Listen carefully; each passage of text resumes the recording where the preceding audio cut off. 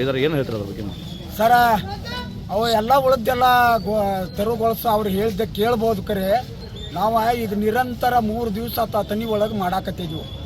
ಅಥಣಿ ತಾಲೂಕಿನ ರೈತರ ನಾವು ಈಗ ಸದ್ಯ ತೆರವುಗೊಳಿಸೋದು ಯಾವ ಆಧಾರ ಮೇಲೆ ಇಲ್ಲಿ ಕೇಳೋನು ನಾವು ಯಾವ ನಮ್ಮ ಜನ ಎಲ್ಲ ಅನ್ನ ಸಾರ ಕೊಡತೈತಿ ಬಾಳೆಕಾಯಿ ಕೊಡತೈತಿ ಎಲ್ಲರೂ ಕೊಡತ್ತಾರ. ನಮ್ಮ ಅಥಣಿ ಸಿಟಿ ಅವ್ರ ಎಲ್ಲ ನಮಗೆ ಒಪ್ಕೊಂಡ ರೈತರಿಗೆ ನ್ಯಾಯ ಸಿಗ್ಲತ್ತ ನಮ್ಮ ತಾಲೂಕು ಜನ ಒಪ್ಕೊಂಡ್ ಎಲ್ಲ ಸಪೋರ್ಟ್ ಮಾಡತ್ತಾರ. ಮತ್ತು ಈಗ 2 ದಿವಸ ಎಂದು ಇತಿಹಾಸದೊಳಗೆ ಅಥಣಿ ಬಂದ ಅಂತ ಹಿಸ್ಟ್ರಿ ಇಲ್ಲ. ಅದನ್ನು ಸ್ವಯಂ ಪ್ರೇರಿತವಾಗಿ ಅಥಣಿ ನಮ್ಮ ಅಣ್ಣ ತಮ್ಮರ ಎಲ್ಲ ಹಿರಿಯರ ಬಂದ್ ಮಾಡಿ ನಮಗೆ ಸಪೋರ್ಟ್ ಮಾಡ್ಯಾರ.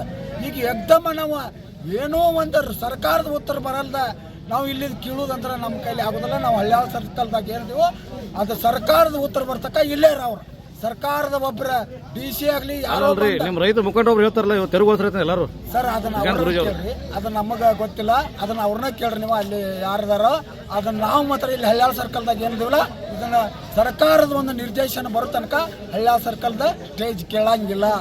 ಇದು ಖಂಡಿತವಾಗಿ ನಮ್ಮ ಮ್ಯಾಲೆ ಏನು ಬೇಕಾದಾಗ್ಲಿಕ್ಕೆ ನಾವು ಕೇಳುವಂತ ವಿಚಾರ ಇಲ್ಲ. ಸರಿ ಐತೇನಪ್ಪ? ಸರಿ ಅದಕ್ಕೆ ಇದು ನಮ್ಮ ನೇರ ಸಂದೇಶ.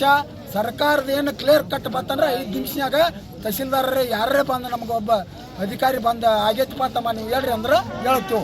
ಸರ್ಕಾರದ ಆದೇಶ ಬರ್ತಕ್ಕ ನಾವು ಹಳ್ಯಾಳ ಸರ್ಕಾರ ಕೇಳಂಗಿಲ್ಲ. ಯಾರು ಒಬ್ರು ಹೇಳ್ತಾರೆ.